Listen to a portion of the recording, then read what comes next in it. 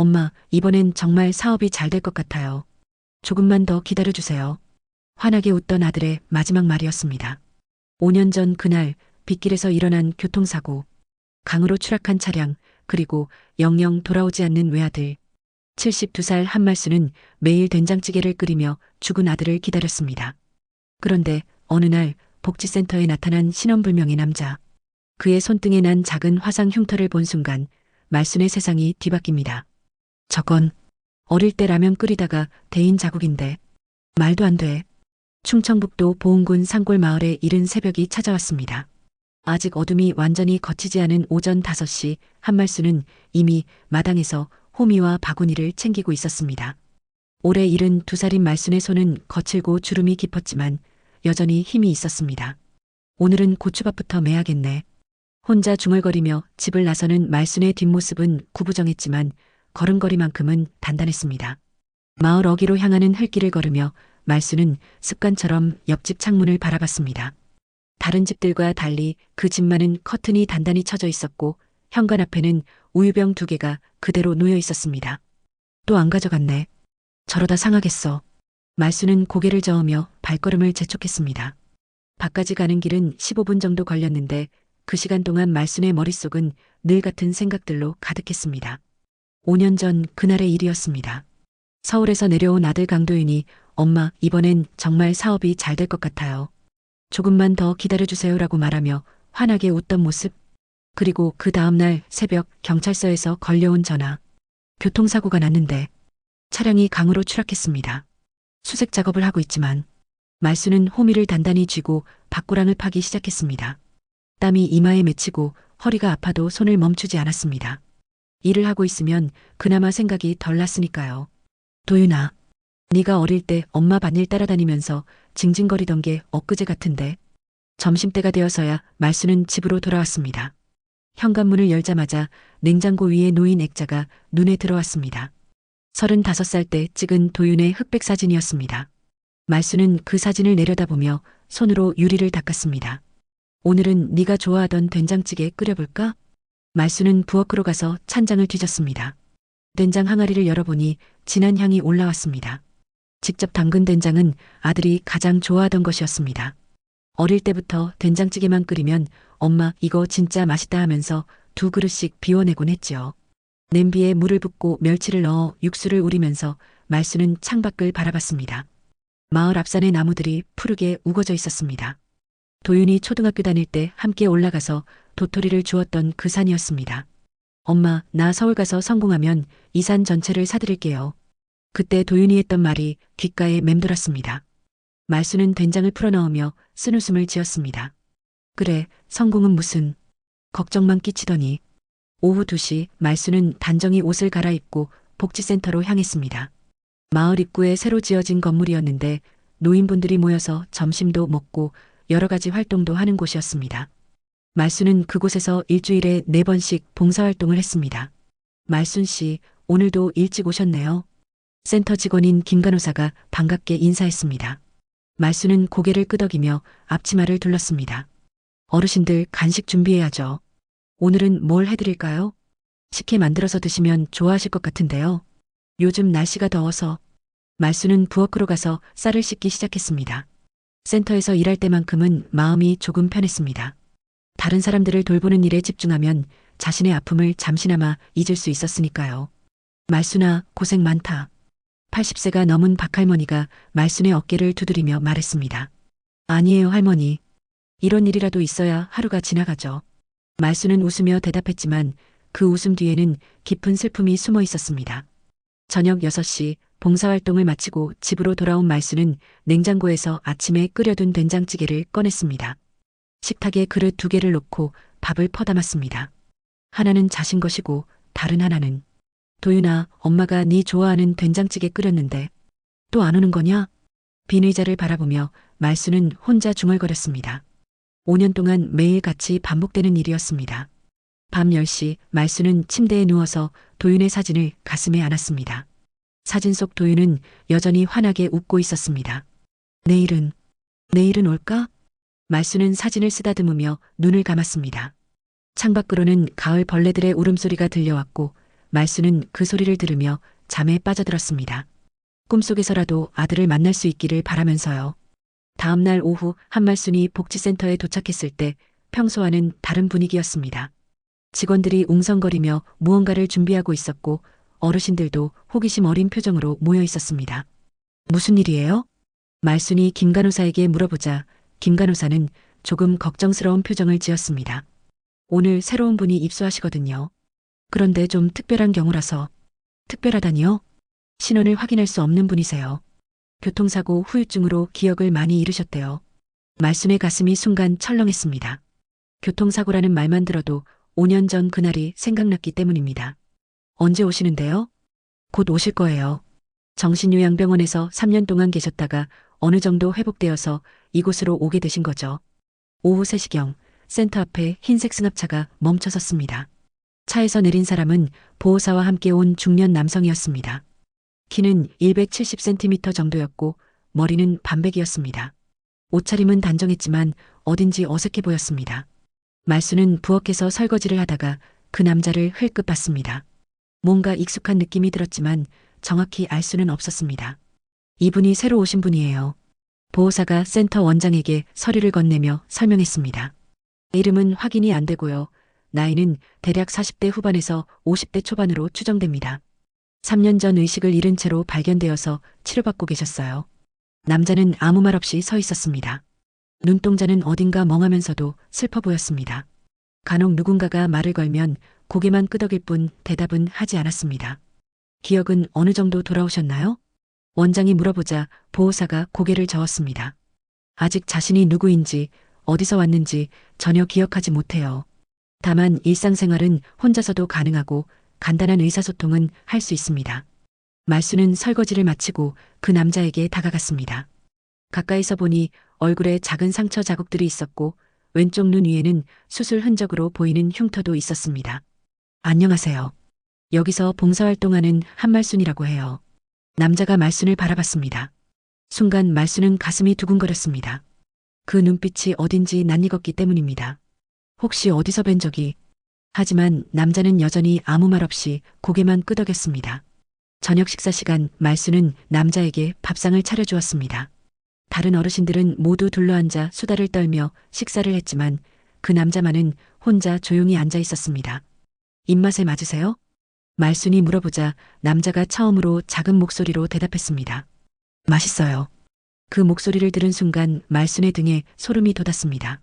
어디선가 들어본 듯한 목소리였기 때문입니다. 혹시 성함이 어떻게 되세요? 모르겠어요. 남자의 대답은 단조로웠지만 말수는 계속 그를 관찰했습니다.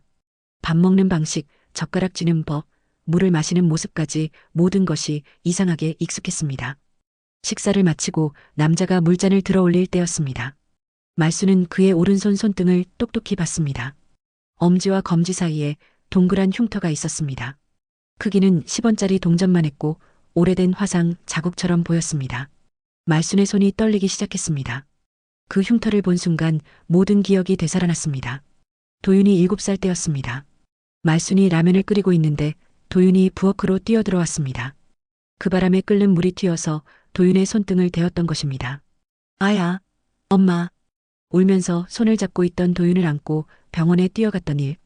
의사가 흉터가 남을 수도 있다고 했을 때 얼마나 자책했던지. 저건 말도 안 돼. 말수는 중얼거리며 남자를 다시 바라봤습니다. 이마의 상처, 코의 모양, 귓불의 형태까지 하나하나 뜯어봤습니다. 확신은 서지 않았지만 이상한 기분이 들었습니다. 어르신, 괜찮으세요? 얼굴이 하얗게 질렸는데. 김 간호사가 걱정스럽게 물어봤습니다. 아니에요. 그냥 좀 어지러워서. 말수는 가슴을 쓸어내리며 자리에서 일어났습니다. 마음을 진정시키려 했지만 계속 두근거렸습니다. 그날 밤 집에 돌아온 말수는 도윤의 어릴 적 사진들을 모두 꺼내봤습니다. 특히 손등에 화상을 입은 직후에 찍은 사진을 찾았습니다. 분명히 오른손 같은 자리에 같은 크기의 흉터가 있었습니다. 이럴 리가. 도윤이는 죽었는데. 하지만 마음 한구석에서는 희망이 꿈틀거렸습니다. 혹시 모른다는 생각만에 하나라는 가능성이 말순을 잠 못 이루게 했습니다. 다음 날 새벽 말수는 평소보다 일찍 복지센터에 갔습니다. 그 남자가 혹시 일찍 일어나는지 확인하고 싶었기 때문입니다. 센터에 도착하니 남자가 이미 마당에서 산책을 하고 있었습니다. 혼자서 천천히 걸으며 하늘을 바라보고 있었습니다. 일찍 일어나시네요. 말순이 다가가자 남자가 돌아봤습니다. 잠이 안 와서요. 무슨 꿈이라도 꾸셨나요? 남자는 잠시 생각하더니 고개를 저었습니다. 꿈인지 기억인지 모르겠어요. 자꾸 누군가가 부르는 소리가 들려서 말순의 심장이 다시 빨리 뛰기 시작했습니다. 그날부터 한말순은 그 남자에게 더 자주 말을 걸기 시작했습니다. 처음에는 경계하는 듯 보였던 남자도 점점 말순의 존재에 익숙해졌습니다. 오늘 아침에 뭐 드셨어요? 빵하고 우유요. 입맛이 없으세요? 얼굴이 좀 야위신 것 같은데. 남자는 대답 대신 쓸쓸한 미소만 지었습니다. 말순은 그 표정을 보며 가슴이 아팠습니다. 마치 도윤이 어릴 때 아플 때마다 짓던 그 표정과 똑같았기 때문입니다. 일주일이 지나면서 두 사람 사이에는 묘한 친근감이 생겼습니다. 말순이 센터 식당에서 일할 때면 남자는 멀리서 그녀를 바라봤고 산책할 때면 자연스럽게 함께 걸었습니다. 혹시 가족 생각이 나세요? 어느 날 저녁 산책길에서 말순이 물어봤습니다. 잘 모르겠어요. 그런데 가끔 누군가가 저를 부르는 목소리가 들려요. 어떤 목소리요? 따뜻한 목소리. 제 이름을 부르는 것 같은데 이름이 뭔지 기억이 안 나요. 말순은 가슴이 터질 것 같았습니다. 혹시 그 목소리가 자신의 목소리는 아닐까 하는 생각이 들었기 때문입니다. 혹시 도윤이라는 이름은 어떠세요? 말순이 조심스럽게 물어보자 남자가 순간 멈춰섰습니다. 지금 뭐라고 하셨어요? 도윤이요. 강도윤. 남자는 이마를 짚으며 고개를 저었습니다. 아, 머리가 아파요. 왜 그 이름을 들으면 머리가 아플까요? 말순은 더 이상 묻지 못했습니다. 너무 성급하게 굴면 안 될 것 같았기 때문입니다. 그러던 중 마을에 큰 잔치가 열렸습니다. 추석을 맞아 복지센터에서 주최하는 한마당 축제였습니다. 마을 사람들이 모두 모여 노래도 부르고 춤도 추는 자리였습니다. 말순 씨도 한 곡 해주세요. 마을 이장이 마이크를 말순에게 건네며 말했습니다. 아이고, 제가 뭘 할 줄 알아야죠. 노래 한 곡만 해주세요. 목소리가 좋으시잖아요. 사람들의 성화에 못 이겨 말순은 마이크를 받았습니다. 그런데 무슨 노래를 부를지 고민하다가 문득 떠오른 것이 있었습니다. 도윤에게 어릴 때부터 불러주던 자장가였습니다. 그럼 옛날 자장가 하나 불러드릴게요. 말순은 눈을 감고 천천히 노래를 시작했습니다. 우리 아가 잘도 잔다. 깊은 꿈속 빠져서 엄마 품에 안겨서 새근새근 잠들어라. 달님도 잠들고 별님도 잠들 때 우리 아가 꿈속에서 엄마랑 놀아라. 그 순간이었습니다. 뒤쪽에서 갑자기 의자가 넘어지는 소리가 났습니다. 사람들이 모두 돌아보니 그 남자가 두 손으로 귀를 막고 주저앉아 있었습니다. 아, 아. 남자는 눈물을 흘리며 몸을 떨고 있었습니다. 마치 무언가에 깊이 충격을 받은 것처럼 보였습니다. 어르신, 괜찮으세요? 김간호사와 다른 직원들이 달려왔지만 남자는 계속 귀를 막고 있었습니다. 노래, 그 노래 그만. 남자의 목소리는 떨리고 있었습니다.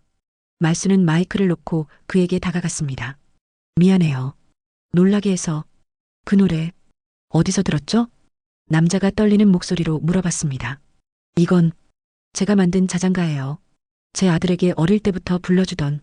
그 말을 듣자 남자는 더욱 괴로워했습니다. 왜 이 노래를 알고 있죠? 분명히 들어본 적이 있는데. 축제는 그렇게 끝났습니다. 남자는 그날 밤 내내 잠을 이루지 못했고 말순 역시 마찬가지였습니다. 다음 날 아침 말순이 센터에 가보니 남자가 마당에서 혼자 중얼거리고 있었습니다. 우리 아가 잘도 잔다. 깊은 꿈속 빠져서. 그는 말순이 부른 자장가를 흥얼거리고 있었습니다. 정확한 가사와 멜로디로 말입니다. 어떻게 그 노래를 기억하세요? 말순이 다가가자 남자가 고개를 들었습니다. 그의 눈에는 눈물이 고여 있었습니다. 모르겠어요. 그런데 이 노래를 들으면 가슴이 아파요. 누군가가 저에게 이 노래를 불러준 것 같은데. 누구요? 따뜻한 사람. 저를 사랑해주던 사람. 말순은 더 이상 참을 수 없었습니다. 혹시 저를 기억하세요? 남자가 말순을 자세히 바라봤습니다. 한참을 들여다보더니 고개를 저었습니다. 잘 모르겠어요. 그런데 왜 당신을 보면 편안하죠? 편안하다고요? 네. 마치 오랫동안 알고 지낸 사람 같아요. 그날부터 말순은 더욱 확신을 갖기 시작했습니다. 그 남자가 도윤일 가능성이 높다고 생각했습니다. 화상 흉터, 익숙한 습관들, 그리고 자장가에 대한 반응까지 모든 것이 우연이라고 하기에는 너무 많았습니다. 하지만 한 가지 문제가 있었습니다. 도윤은 분명히 죽었다고 통보받았고 장례까지 치렀습니다. 시신을 찾지 못했다고는 하지만 공식적으로는 사망한 사람이었습니다. 이럴 때는 어떻게 해야 하지? 말수는 밤새 고민했습니다. 섣불리 나섰다가 실망만 클 수도 있고 그렇다고 가만히 있을 수도 없었습니다. 다음 날 말수는 용기를 내어 센터 원장에게 상황을 털어놓았습니다. 원장님, 혹시 그분이 제 아들일 가능성은 없을까요? 원장은 놀란 표정을 지었습니다. 그런데 아드님은 돌아가셨다고 하지 않으셨나요? 시신을 못 찾았거든요. 혹시 모르잖아요. 그렇다면 DNA 검사를 받아보시는 게 어떨까요? 원장의 제안에 말순의 마음이 다시 뛰기 시작했습니다. 드디어 진실을 알 수 있는 방법을 찾은 것 같았습니다. DNA 검사를 위해 보건소에 간 날 한말순의 손은 계속 떨렸습니다. 간호사가 체열을 할 때마다 가슴이 두근거렸고 결과가 나올 때까지 일주일을 기다려야 한다는 말에 답답함이 몰려왔습니다. 일주일이나 기다려야 하나요? 정확한 검사를 위해서는 시간이 필요해요. 조금만 참으세요. 그 남자에게는 아직 검사 이야기를 하지 않았습니다. 혹시 결과가 다르게 나올까봐 걱정됐기 때문입니다. 대신 평소보다 더 자주 대화를 나누려 했습니다. 어젯밤에는 잘 주무셨어요? 아니요. 또 그 꿈을 꿨어요. 무슨 꿈이요? 남자는 이마를 짚으며 힘들어했습니다. 누군가가 저를 부르는 소리, 그리고 아주 따뜻한 손길이 느껴져요. 근데 깨고 나면 아무것도 기억이 안 나요. 말수는 가슴이 아팠습니다. 혹시 그 꿈이 어릴 적 자신과의 기억은 아닐까 생각했기 때문입니다. 사흘이 지난 어느 저녁 복지센터에서 작은 음악회가 열렸습니다. 마을 합창단이 와서 노래를 부르는 행사였습니다. 어르신들은 모두 반원으로 앉아서 공연을 관람했습니다. 합창단이 부르는 노래는 대부분 옛날 가요들이었습니다. 고향의 봄, 그대와 영원히, 사랑이란 같은 친숙한 곡들이었습니다. 어르신들은 박수를 치며 즐거워했습니다. 그런데 합창단이 자장가를 부르기 시작했을 때였습니다. 말수는 옆에 앉은 남자를 슬쩍 바라봤습니다. 그는 갑자기 눈을 감고 고개를 떨궜습니다. 잘 자라 우리 아가, 꿈나라로 가거라. 노래가 계속되자 남자의 어깨가 미세하게 떨리기 시작했습니다. 그리고 작은 목소리로 중얼거렸습니다. 엄마, 가지마, 가지마. 말수는 귀를 의심했습니다. 분명히 엄마라고 말했습니다. 뭐라고 하셨어요? 하지만 남자는 아무 대답 없이 계속 눈을 감고 있었습니다. 마치 깊은 잠에 빠진 것처럼 보였습니다. 엄마, 혼자 두고 가면 안 돼. 무서워. 이번에는 더 선명하게 들렸습니다. 말순의 눈에서 눈물이 흘렀습니다. 그 목소리가 어릴 적 도윤이 악몽을 꿀 때마다 하던 말과 똑같았기 때문입니다. 도윤이 6살 때였습니다. 밤마다 악몽을 꾸면서 엄마 가지 말라고 울며 매달렸던 일이 있었습니다. 그때마다 말수는 도윤을 품에 안고 자장가를 불러주며 달래주곤 했습니다. 음악회가 끝나고 남자가 눈을 떴을 때 그는 자신이 무슨 말을 했는지 전혀 기억하지 못했습니다. 뭔가 이상한 말 했나요? 다들 저를 보네요. 아니에요. 그냥 노래를 듣고 감동받으신 것 같아서요. 말수는 속마음을 감췄습니다. 하지만 확신은 더욱 강해졌습니다. 그날 밤 말수는 잠들지 못하고 도윤의 어릴 적 일기장을 꺼내봤습니다.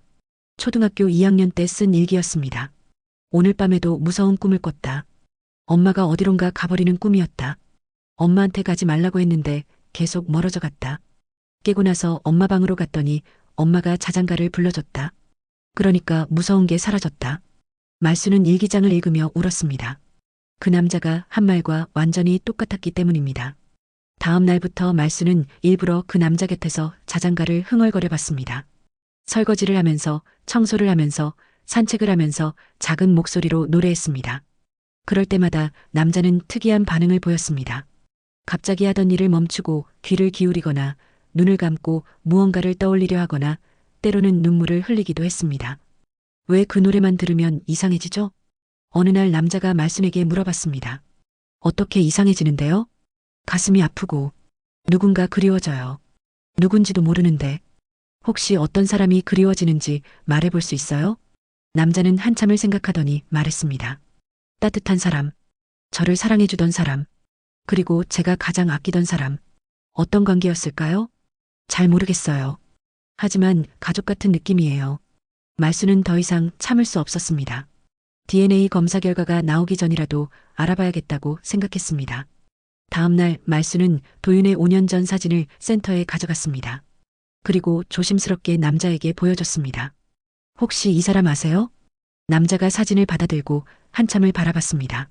처음에는 무표정했지만 점점 얼굴이 굳어갔습니다. 이 사람, 어디서 봤어요? 정말요? 분명히 봤어요. 거울에서, 아니면, 갑자기 남자가 머리를 감췄습니다. 아, 머리가 너무 아파요. 뭔가 떠오르려고 하는데 안 떠올라요. 천천히 해요. 급하게 생각하지 마세요. 이 사람이 저와 무슨 관계죠? 말수는 떨리는 목소리로 대답했습니다. 제 아들이에요. 그 순간 남자의 눈이 크게 떠졌습니다. 아들이라고요? 네. 5년 전에 교통사고로 잃어버린. 남자는 사진을 다시 들여다봤습니다. 그리고 자신의 얼굴을 만져봤습니다.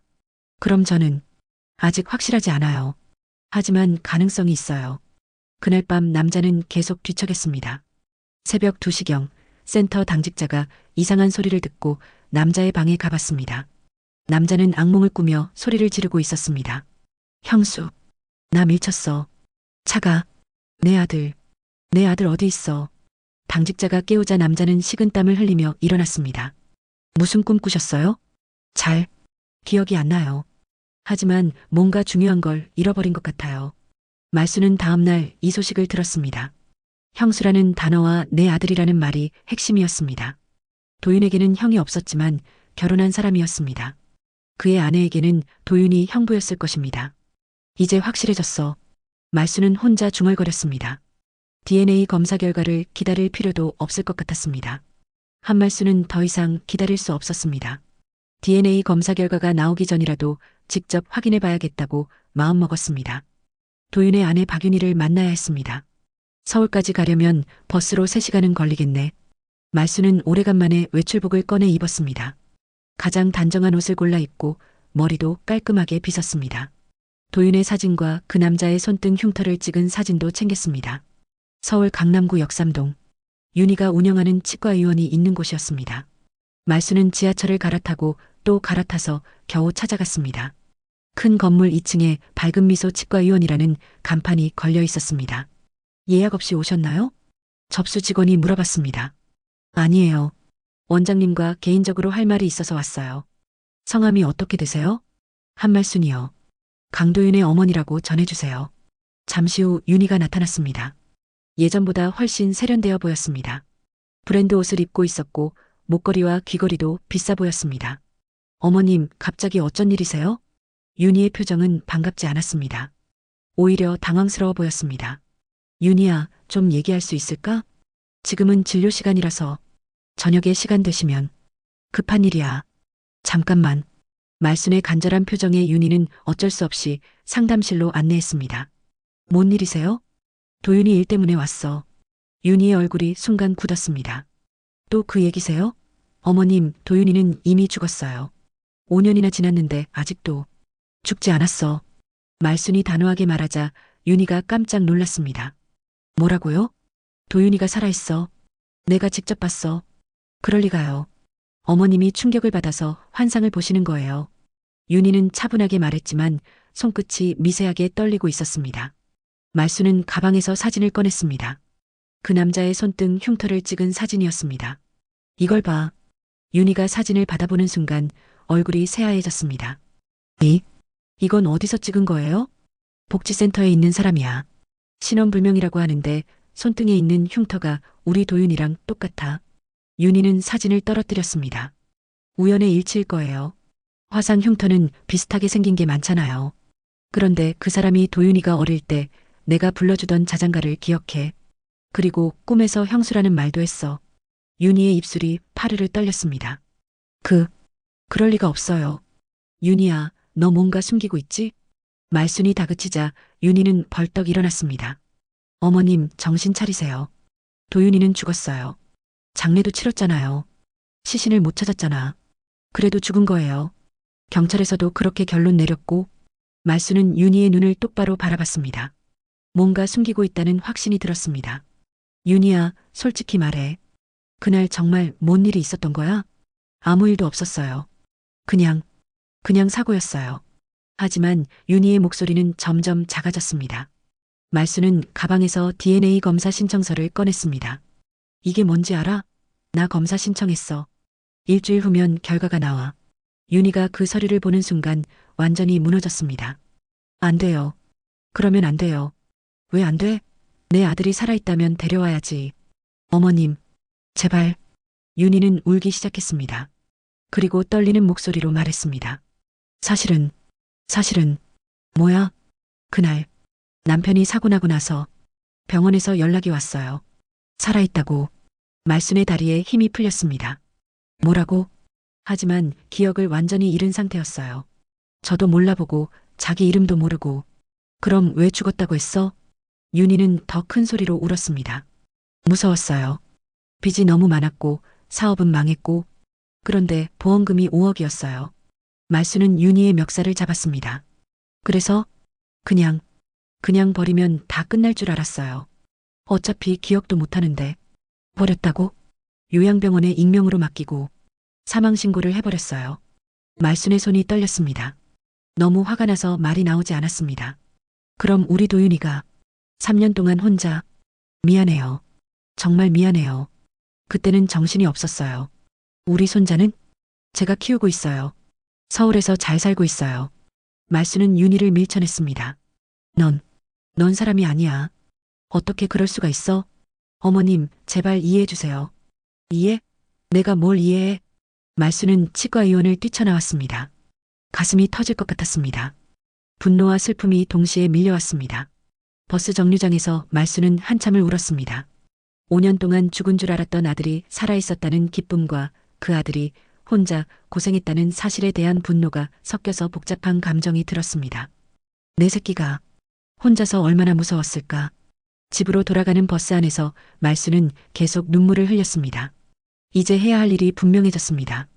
도윤을 되찾아와야 했습니다. 그날 밤 말수는 복지센터 원장에게 전화했습니다. 원장님, 급한 일이 생겼어요. 내일 아침에 센터에 가서 자세히 설명해 드릴게요. 무슨 일이세요? 그 신원불명 남성분. 제 아들이 확실해요. 이제 증거도 있고요. 원장은 놀란 목소리로 대답했습니다. 정말이요? 그럼 어떻게 해야 할까요? 법적인 절차를 밟아야겠죠. 하지만 쉽지 않을 것 같아요. 왜요? 공식적으로는 사망한 사람이거든요. 말수는 전화를 끊고 도윤의 사진을 꺼내봤습니다. 도윤아, 엄마가 꼭 데려올게. 조금만 더 기다려. 이제 진짜 싸움이 시작될 것 같았습니다. 다음 날 아침 한말수는 해 뜨기 전부터 복지센터에 갔습니다. 원장과의 약속 시간보다 1시간이나 일렀지만 기다릴 수 없었습니다. 그 남자가 혹시 일찍 일어나는지 확인하고 싶었기 때문입니다. 센터에 도착하니 그 남자가 이미 마당에서 산책을 하고 있었습니다. 어제와는 뭔가 달라 보였습니다. 표정이 더 어두워 보였고 걸음걸이도 무거웠습니다. 일찍 일어나셨네요. 말순이 다가가자 남자가 고개를 들었습니다. 눈이 빨갛게 부어 있었습니다. 어젯밤에 또 이상한 꿈을 꿨어요. 어떤 꿈이었어요? 누군가가 저를 버리고 가는 꿈이었어요. 제가 아무리 붙잡으려 해도 점점 멀어져 갔어요. 말순의 가슴이 아팠습니다. 혹시 그 꿈이 윤희가 도윤을 버렸던 일과 관련이 있는 건 아닐까 생각했습니다. 그 사람이 누구였는지 기억나요? 잘 모르겠어요. 하지만 중요한 사람이었던 것 같아요. 깨고 나서 너무 슬펐거든요. 원장이 출근한 후 말수는 어제 있었던 일을 자세히 설명했습니다. 윤희와의 만남, 그녀의 고백, 그리고 도윤이 실제로 살아있다는 사실까지 모든 것을 털어놓았습니다. 정말 충격적이네요. 그럼 이제 어떻게 해야 할까요? 원장도 난감했습니다. 법적으로는 복잡한 문제예요. 공식적으로 사망한 사람이니까요. 그럼 어떻게 해야 하죠? 일단 경찰서에 신고를 해야겠어요. 보험 사기도 문제고 유기죄도 성립할 수 있거든요. 말수는 고개를 끄덕였습니다. 하지만 한 가지 걱정이 있었습니다. 그런데 본인이 기억을 되찾지 않으면 어떻게 되죠? 그게 문제예요. 본인이 자신의 정체성을 확인해야 법적 절차가 가능해요. 그럼 기억이 돌아올 때까지 기다려야 한다는 말씀이세요? 아니면 강력한 증거가 있어야겠죠. DNA 검사 결과라든지. 그날부터 말수는 더욱 적극적으로 그 남자의 기억을 되살리려 노력했습니다. 매일 그 앞에서 자장가를 불렀고 도윤의 어릴 적 이야기들을 들려주었습니다. 어릴 때 라면을 좋아해서 하루에 3번씩 끓여달라고 했어요. 라면이요? 남자가 관심을 보이자 말수는 계속 이야기했습니다. 특히 짜파게티를 좋아했어요. 그런데 어느 날 제가 끓이는 걸 보다가 손등을 대었거든요. 남자는 무의식적으로 자신의 오른손 손등을 만졌습니다. 여기에, 맞아요. 바로 그 자리예요. 이상해요. 왜 당신이 그 일을 알고 있죠? 제가 그때 그 라면을 끓인 사람이거든요. 남자는 말순을 자세히 바라봤습니다. 뭔가 떠오르려 하는 듯 했지만 여전히 확실하지 않은 표정이었습니다. 일주일 후 드디어 DNA 검사 결과가 나왔습니다. 말순은 떨리는 손으로 봉투를 뜯었습니다. 친자관계 확률 99.98%. 말순은 그 자리에서 주저앉았습니다. 정말로 도윤이었습니다. 원장님, 이제 어떻게 하면 되죠? 일단 경찰서에 가서 신고부터 해야겠어요. 그리고 법원에 정정 신청도 해야 하고요. 하지만 절차는 생각보다 복잡했습니다. 경찰은 사망 신고가 된 상태에서는 본인이 직접 신고해야 한다고 했고, 법원은 본인이 기억을 되찾아야 신원 확인이 가능하다고 했습니다. 그럼 결국 기억이 돌아와야 한다는 거네요. 말수는 낙담했지만 포기하지 않았습니다. 매일 더욱 열심히 도윤의 기억을 깨우려 노력했습니다. 어느 날 저녁 말수는 도윤의 어릴 적 물건들을 센터로 가져왔습니다. 초등학교 때 쓰던 연필, 중학교 때 즐겨 읽던 만화책, 고등학교 때 찍은 사진들이었습니다. 이것들을 한번 봐보세요. 남자는 하나하나 천천히 살펴봤습니다. 연필을 만져보고 만화책을 넘겨보고 사진을 들여다봤습니다. 이 만화, 어디서 본 것 같아요. 정말요? 네. 이 주인공 이름이 류키였나? 말수는 깜짝 놀랐습니다. 정확한 이름이었습니다. 맞아요. 어떻게 기억하세요? 잘 모르겠어요. 그냥 자연스럽게 떠올랐어요. 그날 밤 센터 당직자가 또다시 이상한 일을 목격했습니다. 남자가 잠꼬대를 하며 울고 있었습니다. 엄마, 미안해. 사업 실패해서 미안해. 걱정 끼쳐서 미안해. 다음날 아침 말순이 이 소식을 들었을 때 가슴이 뜨거워졌습니다. 도윤이 어른이 되어서 사업에 실패했을 때 했던 말과 똑같았기 때문입니다. 조금씩 기억이 돌아오고 있는 것 같아요. 원장도 희망적으로 말했습니다. 하지만 며칠 후 예상치 못한 일이 일어났습니다. 윤희가 변호사와 함께 센터에 나타난 것입니다. 어머님, 이제 그만하세요. 무슨 소리야? 법적으로 제 남편은 사망한 상태예요. 그리고 저는 합법적인 유족이고요. 변호사가 나서서 말했습니다. 현재 이분은 신원불명 상태이고 고인과의 관계를 증명할 수 없습니다. DNA 검사만으로는 법적 효력이 없어요. 그럼 어떻게 하라는 거예요? 본인이 직접 기억을 되찾아서 신원을 확인해야 합니다. 말수는 분노가 치밀어 올랐습니다. 윤희야, 너 정말 양심이 없구나. 저도 살아야 해요. 아이도 키워야 하고. 그때였습니다. 남자가 갑자기 윤희를 바라보며 말했습니다. 당신, 누구죠? 윤희는 당황했습니다. 저는 뭔가 아는 사람 같은데. 그런데 왜 무서워하고 있죠? 남자의 예리한 질문에 윤희는 말문이 막혔습니다. 나는 모르는 사람이에요. 하지만 남자는 계속 윤희를 쳐다봤습니다. 마치 무언가를 떠올리려 하는 듯 했습니다. 그날 밤 남자는 또다시 악몽을 꿨습니다. 이번에는 더 생생했습니다. 윤희, 왜 나를 버려? 나는 살아있어. 나는 죽지 않았어. 악몽을 꾼 다음 날 아침 그 남자는 완전히 달라져 있었습니다. 평소보다 일찍 일어나 마당에서 걸어다니며 무언가를 중얼거리고 있었습니다. 윤희, 이 이름을 왜 알고 있지? 한말순이 센터에 도착했을 때 남자는 이미 식당에 앉아 있었습니다. 하지만 밥은 전혀 먹지 않고 있었습니다. 어디 아프세요? 머리가 너무 아파요. 뭔가 떠오르려고 하는데 명확하지 않아요. 말수는 옆에 앉아서 물을 한 잔 따라줬습니다. 천천히 해요. 급하게 생각하지 마세요. 그런데 어제 온 그 여자, 분명히 아는 사람이에요. 어떻게 아는 것 같아요? 남자는 이마를 짚으며 말했습니다. 미워해요. 왜 미워하는지는 모르겠는데 그 사람을 보면 화가 나요. 말수는 가슴이 뛰었습니다. 기억이 조금씩 돌아오고 있는 것 같았습니다. 혹시 다른 것도 기억나는 게 있어요? 어린아이가 자꾸 떠올라요. 어떤 아이요? 5살쯤 된. 남자아이여. 저를 아빠라고 부르는 말순의 눈에 눈물이 고였습니다. 도윤의 아들, 자신의 손자를 기억하고 있는 것이었습니다. 그날 오후 말순은 용기를 내서 도윤의 아들 사진을 보여줬습니다. 윤희가 키우고 있는 10살 된 손자의 사진이었습니다. 이 아이 아세요? 남자가 사진을 받아보는 순간 손이 떨리기 시작했습니다. 이 아이, 누구 같아요? 제 아들 같아요. 그런데 왜 이렇게 컸죠? 분명히 5살이었는데 5년이 지났거든요. 5년? 그럼 저는 5년 동안 뭘 했죠? 말수는 조심스럽게 대답했습니다. 기억을 잃고 있었어요. 교통사고 때문에. 그 순간 남자의 눈에서 눈물이 흘렀습니다. 아, 기억나요. 빗길에서 차가 미끄러져서 그리고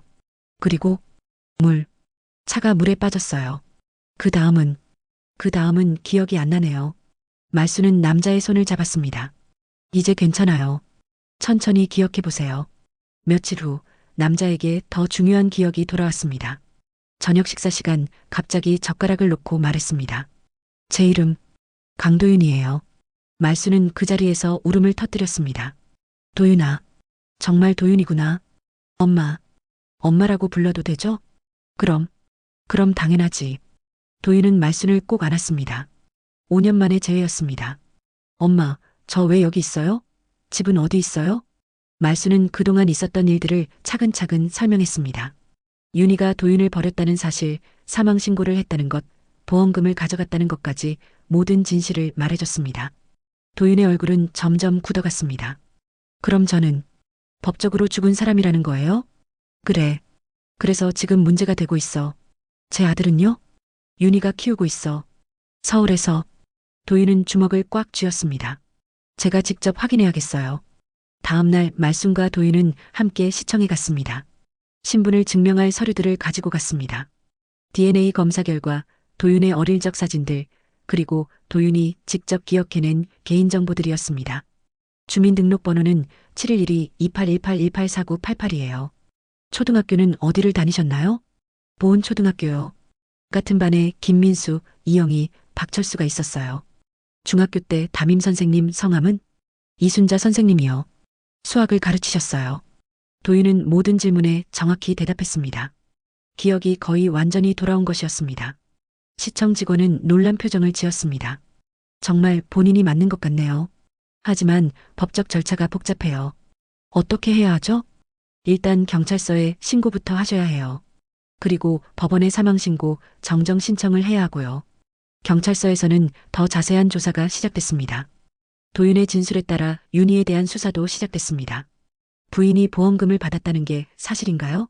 네. 5억 원 정도였을 거예요. 그리고 당신을 요양병원에 유기했다고요? 제가 기억을 잃은 상태에서 버렸어요. 형사는 고개를 끄덕였습니다. 보험 사기와 유기죄가 성립할 것 같네요. 며칠 후 윤희가 경찰서에 소환됐습니다. 처음에는 부인했지만 증거가 너무 명확했습니다. 남편이 정말 살아있다는 걸 알면서도 사망신고를 했나요? 보험금 5억 원을 받은 것도 사실이죠? 윤희는 결국 모든 것을 자백했습니다. 죄송해요. 그때는 정말 절망적이었어요. 하지만 그렇다고 해서 남편을 버릴 권리는 없죠. 윤희는 보험 사기와 유기죄로 기소됐습니다. 법원은 도윤의 사망신고 정정을 승인했고 도윤은 다시 살아있는 사람이 됐습니다. 하지만 가장 중요한 것이 남아 있었습니다. 아들과의 면접권이었습니다. 아이는 어머니가 키우시는 게 좋겠어요. 법원에서 그렇게 판결했을 때 도윤은 무너졌습니다. 제가 직접 키우고 싶어요. 하지만 지금 경제적 능력이나 주거 환경을 고려하면 그럼 면접은 할 수 있나요? 그것은 가능합니다. 도윤에게는 한 달에 2번 아들과 만날 수 있는 권리가 주어졌습니다. 완전한 승리는 아니었지만 그래도 희망이 생겼습니다. 첫 번째 면접 날 도윤은 떨리는 마음으로 아들을 기다렸습니다. 10살이 된 아들은 도윤을 알아보지 못했습니다. 아빠, 맞아요? 그래, 아빠야. 왜 이제 왔어요? 도윤은 아들을 꼭 안으며 울었습니다. 미안해. 아빠가 아픈 곳에 있었어. 이제 괜찮아졌어. 아들도 울기 시작했습니다. 아빠, 보고 싶었어요. 아빠도 보고 싶었어. 말수는 그 광경을 보며 눈물을 흘렸습니다. 비록 완전히 되찾지는 못했지만 가족이 다시 만나게 된 것이었습니다. 아들과의 첫 만남 이후 석 달이 흘렀습니다. 강도윤은 복지센터에서 나와 말순의 집에서 함께 살게 됐습니다. 5년 만에 돌아온 집이었지만 모든 것이 그대로 있었습니다. 말순이 도윤이 돌아올 날을 기다리며 그대로 보존해뒀기 때문입니다. 엄마, 제 방이 그대로네요. 당연하지. 네가 돌아올 줄 알았으니까. 도윤은 자신의 방에 들어가서 한참을 둘러봤습니다. 책상 위에는 대학교 졸업사진이 그대로 놓여 있었고 옷장에는 예전 옷들이 그대로 걸려 있었습니다. 참 오래됐네. 도윤은 서랍을 열어봤습니다. 그 안에는 아들 강민준이 어릴 때 그린 그림들이 고이 보관되어 있었습니다. 아빠라고 삐뚤빼뚤하게 쓰여진 글씨와 함께 가족 그림이 그려져 있었습니다. 그 그림을 보며 도윤은 또다시 눈물을 흘렸습니다. 놓쳐버린 시간들이 너무 아까웠기 때문입니다. 한편 도윤은 새로운 일을 시작했습니다. 마을에서 농사를 지으며 복지센터에서 봉사활동도 계속했습니다. 자신처럼 어려운 처지에 있는 사람들을 돕고 싶었기 때문입니다. 도윤아, 무리하지 마라. 아직 몸이 완전히 회복된 게 아니잖아. 괜찮아요, 엄마. 일을 해야 민준이 만날 때 떳떳하죠. 도윤은 매일 새벽 5시에 일어나서 밭일을 했습니다. 그리고 오후에는 센터에서 어르신들을 돌봤습니다. 열심히 사는 아버지의 모습을 아들에게 보여주고 싶었습니다. 두 번째 면접 날 민주는 도윤에게 질문했습니다. 아빠, 왜 엄마랑 안 살아요? 도윤은 어떻게 설명해야 할지 고민했습니다. 아직 10살인 아이에게 모든 진실을 말하기는 어려웠습니다. 아빠가 아파서 엄마가 힘들었거든. 그래서 따로 살게 됐어. 그럼 이제는 괜찮아요? 응, 이제 괜찮아. 그럼 다시 같이 살 수 있어요? 도윤은 대답할 수 없었습니다. 윤희는 여전히 도윤과 아들의 만남을 탐탁지 않아 했고 법원도 당분간은 현재 상태를 유지하라고 했기 때문입니다. 아빠가 더 건강해지고 더 준비가 되면 그때 다시 생각해보자. 하지만 도윤은 포기하지 않았습니다. 변호사와 상담을 받으며 친권을 되찾을 방법을 찾고 있었습니다. 현재로서는 어려운 상황입니다. 아이가 이미 다른 환경에 적응했고 그럼 방법이 없나요? 시간이 필요합니다. 지속적으로 만남을 가지면서 아이와의 관계를 회복하고 경제적 안정도 이뤄야 해요. 도윤은 더욱 열심히 일했습니다. 농사뿐만 아니라 마을 건설 일도 도맡아 했습니다. 목표는 하나였습니다. 아들을 되찾는 것이었습니다. 그러던 중 뜻밖의 기회가 찾아왔습니다. 복지센터에서 음악회를 개최하게 된 것입니다. 마을 사람들과 어르신들이 함께하는 작은 음악회였습니다. 도윤 씨도 참여해 보시는 게 어때요? 센터 원장이 제안했습니다. 저는 노래를 잘 못해요. 어머님이 부르시던 자장가 말씀이세요. 그 이야기가 참 감동적이었거든요. 말순도 도윤을 격려했습니다. 한번 해봐라. 네 이야기를 다른 사람들도 알게 되면 도움이 될 거야. 음악회 당일 많은 사람들이 모였습니다. 마을 주민들뿐만 아니라 인근 지역에서도 사람들이 왔습니다. 도윤의 이야기가 소문이 나면서 관심을 갖는 사람들이 늘어났기 때문입니다. 무대에는 간단한 의자와 마이크만 놓여 있었습니다. 도윤은 단정한 정장을 입고 말순과 함께 무대 앞에 앉았습니다. 안녕하세요. 저는 강도윤입니다. 도윤이 마이크를 잡자 회장이 조용해졌습니다. 5년 전에 교통사고로 기억을 잃었다가 최근에 되찾게 됐습니다. 그 과정에서 저를 포기하지 않고 찾아주신 분이 계세요. 도윤은 옆에 앉은 말순을 바라봤습니다. 제 어머니입니다. 5년 동안 저를 기다려주셨고 절대 포기하지 않으셨어요. 말순의 눈에서 눈물이 흘렀습니다. 어머니가 어릴 때부터 저에게 불러주셨던 자장가가 있습니다. 그 노래가 제 기억을 되찾게 해준 열쇠였어요. 도윤은 천천히 자장가를 부르기 시작했습니다. 우리 아가 잘도 잔다. 깊은 꿈속 빠져서 엄마 품에 안겨서 새근새근 잠들어라. 달님도 잠들고 별님도 잠들 때 우리 아가 꿈속에서 엄마랑 놀아라. 도윤의 목소리는 떨렸지만 진심이 담겨 있었습니다. 회장에 있던 모든 사람들이 조용히 들었습니다. 노래가 끝나자 박수가 터져 나왔습니다. 도윤은 계속해서 말했습니다. 저에게는 아들이 있습니다. 지금은 만날 수 있는 시간이 제한되어 있지만 언젠가는 함께 살 수 있을 거라고 믿습니다. 그때 회장 뒤쪽에서 작은 목소리가 들렸습니다. 아빠. 모든 사람들이 돌아봤습니다. 민준이 윤희와 함께 와 있었습니다. 윤희의 표정은 복잡해 보였습니다. 도윤은 놀라서 일어났습니다. 민준아. 민준이 무대로 달려왔습니다. 도윤은 아들을 꼭 안았습니다. 아빠, 노래 들었어요. 할머니가 아빠한테 불러주던 노래 맞죠? 그래, 맞아. 저도 그 노래 알아요. 엄마가 가끔 불러줬거든요. 도윤은 윤희를 바라봤습니다. 윤희는 눈물을 흘리고 있었습니다. 며칠 후 윤희가 도윤을 찾아왔습니다. 미안해요. 정말 미안해요. 민준이가 자꾸 아빠를 찾아요. 그리고 이번 음악회를 보니까 제가 너무 잘못했다는 생각이 들어요. 윤희는 서류를 내밀었습니다. 친권 포기서예요. 민준이는 아빠가 키우세요. 도윤은 믿을 수 없었습니다.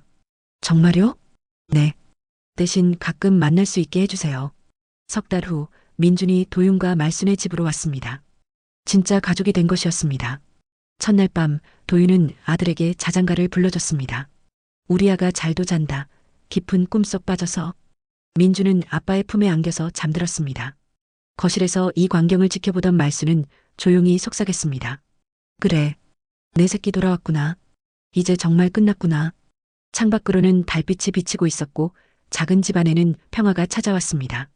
긴 기다림의 끝에서 가족은 다시 하나가 되었습니다.